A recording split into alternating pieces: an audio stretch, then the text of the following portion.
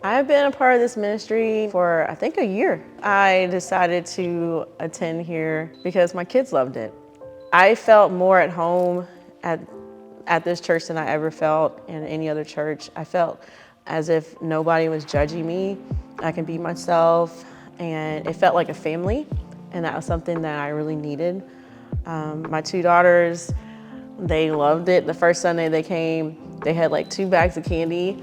And I remember asking them, like maybe 2 Sundays after the first time, well, which church would you rather go to? The other one or this one? And they said, Maximum Impact. Like they said, we love it here. It's really like almost when they're at my parents' house, like how when my parents teach them lessons and things like that, it just feels familiar and they feel comfortable. And they feel really comfortable here. Maybe like 10 years ago, I probably would have said I don't have a testimony because I grew up in the church. I grew up a pastor's kid. I felt like I was a Christian forever. I always felt like I did the right things. Like people that know me, they know that I went to Christian school for most of the time, Christian college. When I got married, I waited till I was like married. I was a virgin till I was 30 years old. So I just played everything by the book because I wanted to please God. And things, for the most part, seemed to go, in the right direction. I didn't have a lot of troubles, a lot of worries. Things changed in my life when, not long after I got married, I dated this guy 4 years and I really pushed that idea to get married, and I probably shouldn't have. And so when we did, there's just like a lot of problems. When me and my kid's father broke up, I blamed God because I felt like I did all the things. I did all of the right things. I followed the rules, and it just didn't work out for me. And so I was mad at God. Like I remember I still believed in God, but I was mad at God. And so it was around COVID time that I kind of started looking to other things. I didn't feel close to God anymore. I really didn't feel like he was talking to me. And I was in a really bad place. And so I started watching tarot readings on YouTube. And I was trying to get like some direction as to what I should do. Like, why is my life the way it is? And, maybe there's more in the universe out there other than just, Christianity. One of my friends from my Christian college reached out to me and she said, I just feel like you're crying and this and this and that. And I actually was at that time. And I was like, well, how do you know that? And so she was like, well, she was into tarot. She was into ancestry worship. She was into Orisha worship and things like that. And so it was like, I was always kind of intrigued by it. So she was like, yeah, I'm gonna start teaching a class. And this other girl we went to college with, she was into it. And so we all started doing Zoom meetings. And she taught me and this other girl how to do tarot. So I used to read tarot cards for a long time. I did it for like a year. One of the things about that lifestyle is that you have to be very regimented, and it's a lot of, you had to do like certain things to get certain things that you want. And so I had like an altar for my ancestors. I had an altar for the different gods and goddesses that I was dealing with. And I would have to do like different offerings and I did spell work. I did a lot of stuff just to get what I thought was better things for my life. To know more, to hear more, and to get further in, you would have to spend more of your time, meditating. You had to do a lot of just, a lot of chanting, a lot of stuff. And so even in the midst of all of that, I was still praying to God, because what was happening was, she was like, you could still have a relationship with God. You can still pray to God, because this isn't anything like dark or demonic. It's still light. They work with you on your behalf. And then, there's their spirit, there's God. So it's like all the angels, everything, the saints. I mean, it's like so many different levels to it. It's funny I'm wearing this color because there's a particular goddess that you had to wear like yellow, okay? And so when you wanted something or whatever, she liked particular things, particular items. And so if I wanted, like for me, I was looking for relationships. So if you wanted a certain type of like man or something like that, she like required you to do certain things. And so when I would do certain things, things would happen. Like, you know, what if I wanted this guy would happen. Like if I wanted certain things, things would happen, but you always had to make sure that you did these things or they would get mad. I'll never forget, one day I was meditating. I would hear voices of people's like loved ones and things like that who've passed. And I would be around somebody and like their grandmother, I would hear what I thought who was their grandmother say, hey, and they would tell me things. And like that person was like, well, how did you know? Like I would just hear voices and I would know, I could decipher who was talking to me. So out of all of that, I know I heard God's voice and he told me, I'm your source. You need to get rid of the altars. And it was so loud in my ears, like I still remember it to this day, and it scared me. And I was like, he said, get rid of the altars. I'm your source. You don't need any other gods. You would have thought I would have just done what I should have done, but I didn't. And so the next day I had a friend I was talking to and he said, Anissa, do you have altars in your house? And I was like, He didn't know. And he had never been to my house. He said, I see altars in your house. You need to get rid of those. God told me to tell you that. Still didn't get rid of them. Because I just was like, I was so hooked to it. Like it was like it had a grip on me. My dad came to me one day. He and my mom came and my dad had a Bible in his hand and he had some oil in his hand. And he said, Anissa, the Lord gave me a dream. And he told me that he showed me your house and he showed me the room where you have altars. He said, and you like open up the word. He showed me like all the scriptures and showing how like sorcery and all that stuff was wrong and it's witchcraft and it's this and that. And he set the oil down. He was like, you know what to do. And I remember like at that moment, I knew that God was reaching out to me for a reason. And so I got rid of everything. I remembered my friend who he knew how to deal with all that and what to do because it was a long process to get rid of everything. And with all the spiritual doors that had opened, it was a lot to come out of because just because you say you're done, it's not done for them, you know? It's always at a price and at a cost. So when you're involved in those type of things, it seems like it's light and it's white light, but it's still darkness. It's just a mask. You know, you think it's good and it's really not good. And I was just blinded to it. You know, I still thought that, you know, I was doing good things. I was helping people. And so when God was dealing with me, I just felt like he said, Anissa, I have something for you to do and that ain't it. And like he delivered me, and it was because I actually came to, I finally like, you know, gave myself back to the Lord. And I remember when I came to that service with the apostle and I was still like trying to get out of all of that. And they prayed for me. And I remember it was like intense. And he told me, he was like, you are delivered, they're gone, don't worry no more. And so that's one of the reasons, I'll be honest with you, that's one of the main reasons why I'm here. My life changed the minute I got here.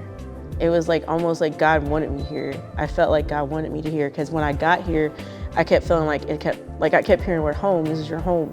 And Pastor said to me, you're home. You don't have to be anywhere else. And so, and I just remember like God telling me that I gave you a calling. Satan saw that calling and he was trying to keep you from your calling. And I've been running from it for a very, very long time. I just wanted to sit. I didn't want to be involved at all. I did not want to do anything, having to do leadership, anything. I just wanted just to sit and leave and not, to do anything else. But that's not how God was doing. I just feel like he's kind of just pushed me. Pastor Juan talked about yesterday just being insecure. And so I've always felt like insecure about the gift God gave me because I wasn't always sure if God was really speaking to me. And I had to go to absolutely nothing. And when I talk about not having any money, and it's because I had to literally learn to depend on him in every aspect of my life. And last year was probably the hardest year of my life, but God worked out everything. And so I would say,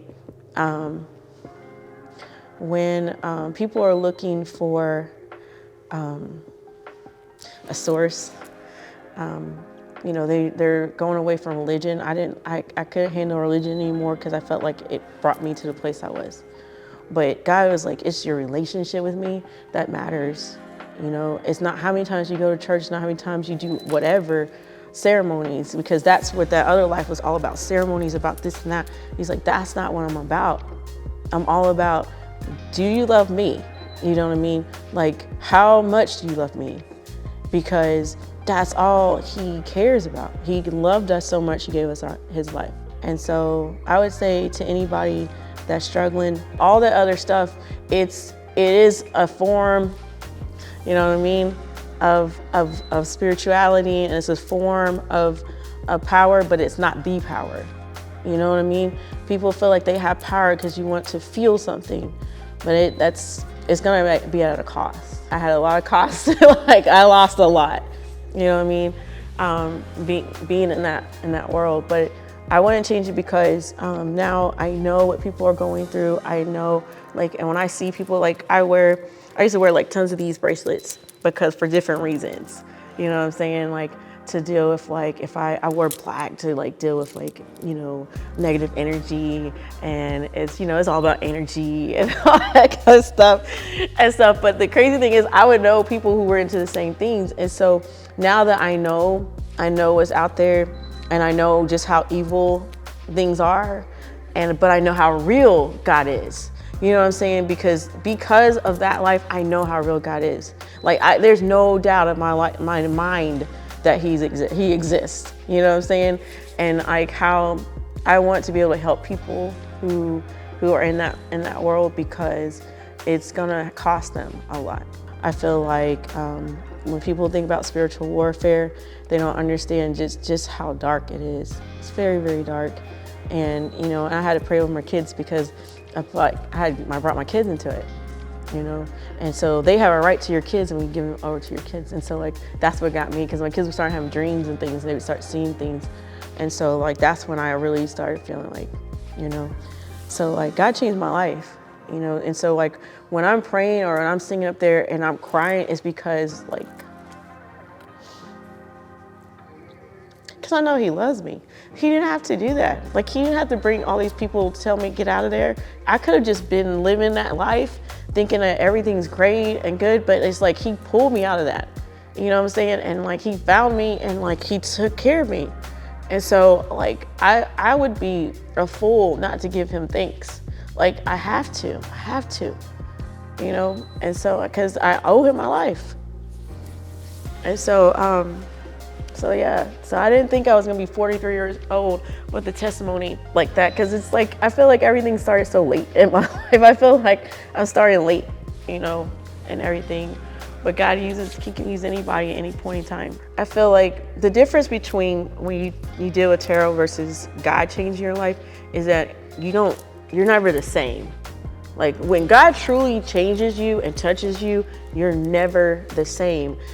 When it comes to tarot, it's almost like getting a piece of candy, and it's you get a little piece, but it's you're never really satisfied.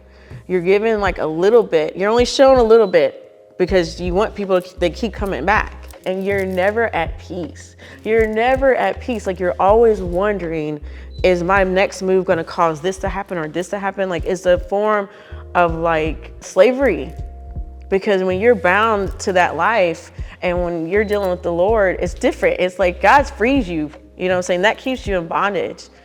And so I think the difference is that when you're really touched by God, it changes your whole life. You're never the same.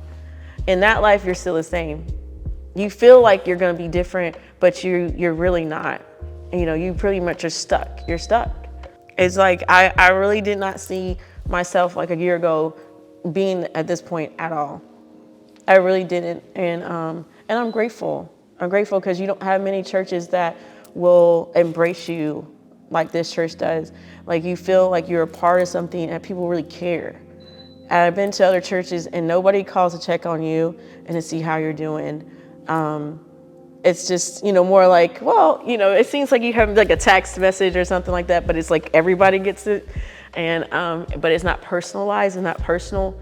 And I've seen with the youth and the holiness, just how like they've grown even, coming out of their shells and coming into themselves and trying to seek more of God and wanting to know more of God.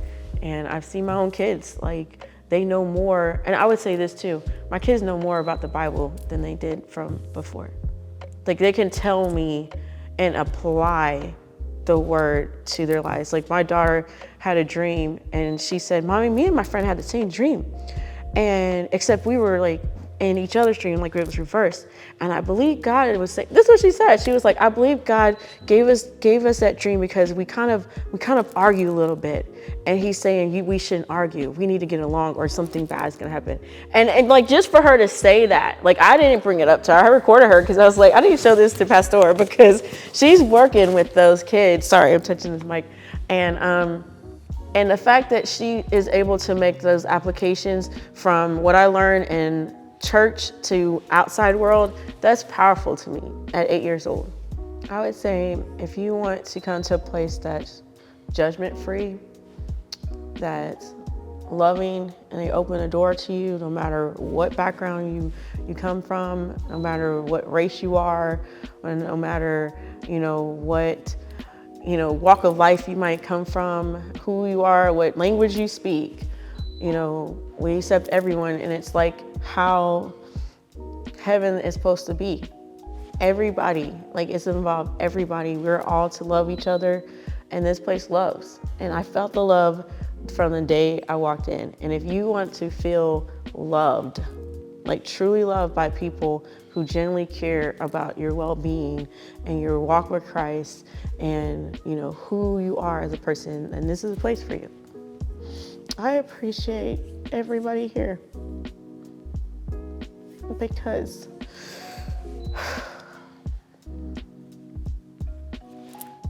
I was really struggling, and it's like there were so many times when I was feeling really low, but it would be like something going on or a service or just something somebody said or just anything, it just made me feel better. I didn't feel alone because it was like for the longest time I felt alone. And Pastor Ruth, she talked to me for a long time. And it was the first time I ever talked to a pastor where I felt like they actually told me like their testimony. She came to me out of nowhere. I didn't go to the altar. She came to me. She said, God just told me to give you a hug and tell you that he loves you. And that's all you need. Don't worry about anybody else and love from anybody else. He's enough love for you. And I remember just crying because I'm like, God heard me, and he used Pastor to speak to me. And I never forget it. I'll never forget it because I just felt like, so down that day. And I felt like so restored when she said that to me because I didn't know what I was going to do because I was devastated, and so when she did that, it changed my life.